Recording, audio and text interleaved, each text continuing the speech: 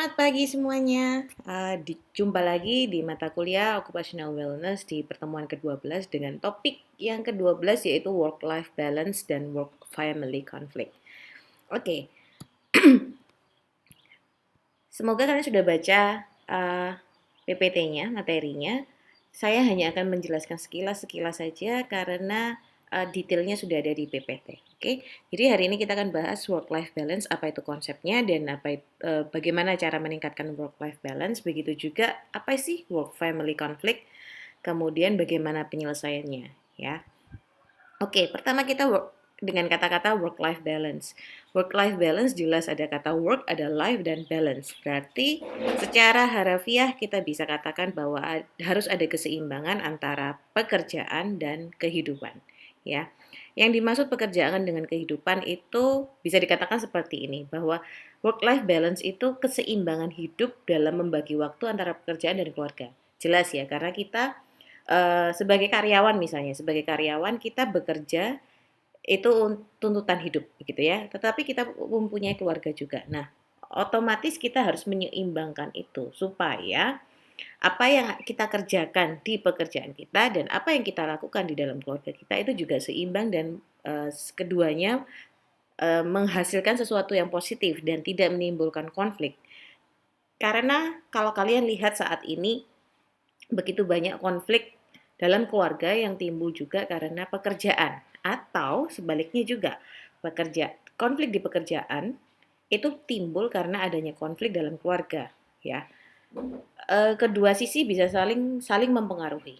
Oke, kita balik lagi ke konsep work life balance secara umum. Sederhananya ini adalah kondisi di mana seseorang bisa mengatur waktu dan energi yang seimbang antara pekerjaan, kebutuhan pribadi, rekreasi, dan kehidupan berkeluarga. Nah, selain berkeluarga pun sebenarnya ya, secara individu perlu juga mengembangkan dirinya. Dalam arti begini, hobi itu harus tetap ada meskipun dia sudah berkeluarga. Bayangkan, harus menyeimbangkan hobi, pekerjaan di keluarga, pekerjaan di pekerjaannya, ya, di perusahaannya, di organisasi. Nah, kalau seseorang memiliki work-life balance, maka seseorang itu akan menjadi lebih produktif. Oke. Ini ketumpuk ya. Jadi setiap orang sebenarnya mempunyai cara sendiri untuk membuat work-life balance-nya. Jadi intinya tidak semua orang memiliki cara yang sama untuk menyeimbangkan antara work dan life-nya, gitu ya. Nah, ini ada berbagai macam upaya untuk meningkatkan ya. Ini saya ambil dari Jobstreet, ada jobs tips yang bisa kita ambil begitu ya. Kamu bisa mengisi menit terakhir di kantor untuk membereskan meja kerja hingga berselancar di sosial media. Jadi ini salah satu untuk menyeimbangkan ya dari pekerjaan yang dari jam 8 pagi sampai jam 5 sore dengan begitu padatnya pekerjaan. Nah, ini kita bisa sedikit rileks di akhir-akhir kita mau pulang begitu ya. Kenapa? Karena kalau kita bayangkan kalau kita membawa beban di pekerjaan itu yang masih belum tuntas gitu ya, kita bawa pulang ke rumah. Nah, efeknya itu nanti pada keluarga.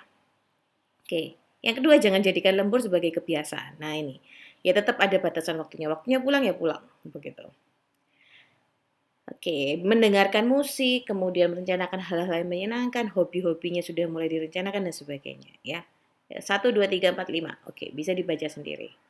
Nah, ini juga ada tips yang lain, yaitu mengatur aplikasi sosial media chat yang supaya apa ya, tidak mengganggu konsentrasi kerja. Jadi ketika bekerja ya fokusnya dengan pekerjaan supaya tidak harus lembur tadi, balik lagi karena ketika kamu lembur, efeknya juga ke keluarga dan efek misalnya belum berkeluarga ya, efeknya juga pada eee, ini, kegiatan-kegiatan hobi kalian. Nah, itu akan jauh lebih eee, berdampak negatif ya. Datang lebih pagi, kemudian perfeksionis boleh tapi tetap rasional ya.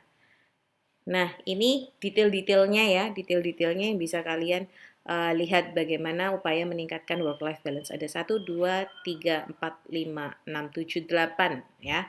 Jadi intinya work life balance ini adalah menyeimbangkan antara pekerjaan, kesehatan, teman ya. Jangan sampai kita lupa untuk bersosialisasi dengan teman. sesuatu kegiatan yang menyenangkan dan family. Oke. Nah, kenapa sih penting ya? Kenapa penting? Karena pada umumnya orang itu punya peran formal dan peran informal dalam pekerjaan dan di rumah, ya. Kalau di pekerjaan itu dan di rumah, yang peran formal itu bisa sebagai karyawan, manajer, tim leader dan sebagainya, ya. Sebagai orang tua, sebagai pasangan, sebagai anak, ini kan formal, peran formal ya. Sebagai anak harus berbuat apa di dalam rumah, sebagai pasangan harus berbuat apa di rumah, itu peran formal. Namun peran-peran informal juga ada. Di rumah itu seperti kita eh, sebagai anggota dalam komunitas, ya, anggota RT, anggota lingkungan dan sebagainya. Nah, ini peran-peran yang ada sehingga tidak mungkin orang hanya datang kerja kemudian pulang tidur. Nah, karena sebenarnya kita punya pekerjaan lain ataupun kita sebagai orang yang butuh hiburan lain begitu. Nah, setiap peran ini memiliki tanggung jawab dan itu membutuhkan waktu dan tenaga. Being active in all roles without feelings of negative, stress, or overload is what constitute balance. Jadi kita kalau disebut work-life balance ini kalau kita bisa tetap aktif dalam segala peran tadi, tetap tanpa ada perasaan negatif, tanpa ada perasaan stres, tanpa ada perasaan overload ya. Nah, itu yang kita sebut balance. Apa yang terjadi kalau kita tidak balance? Munculnya nanti ada konflik, ya. Konflik between work and non-work roles, ya. Jadi ada konflik, pasti ada konflik. Ada dissatisfaction, ada ketidakpuasan dari tempat kerja dengan keluarga, ada ketidakpuasan antara orang tua dengan perilaku kita. Ada akhirnya ada penarikan-penarikan, sudahlah mundur aja dari pekerjaan ini, sudahlah nggak usah ikut kegiatan ini. Atau malah menjauh dari keluarga tapi malah semakin overworking di tempat pekerjaan. Oke. Stres pasti ya, stres pasti. Nah, konflik yang pasti muncul itu bisa jadi misalnya pekerjaan yang mempengaruhi munculnya konflik di dalam keluarga atau keluarga yang mempengaruhi munculnya konflik dalam pekerjaan. Misalnya kita ada permasalahan di keluarga, kita menjadi emosi yang tidak stabil dan sebagainya ngefek kepada pekerjaan kita. Atau sebaliknya. Atau dua-duanya, begitu ya.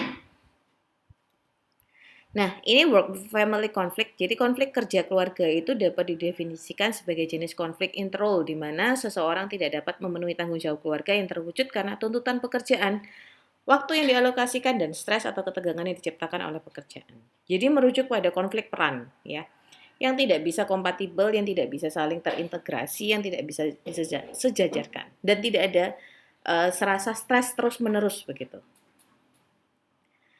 Oke, silakan dibaca dan yang pasti gini, work family conflict ini muncul biasanya karena ada perubahan work value di mana sekarang tidak hanya laki-laki yang dapat bekerja, perempuan pun dapat bekerja. Sehingga ini juga bisa menimbulkan permasalahan lain, misalnya pekerjaan rumah tangga yang belum selesai dan sebagainya. Ini akan memunculkan konflik-konflik di dalam rumah.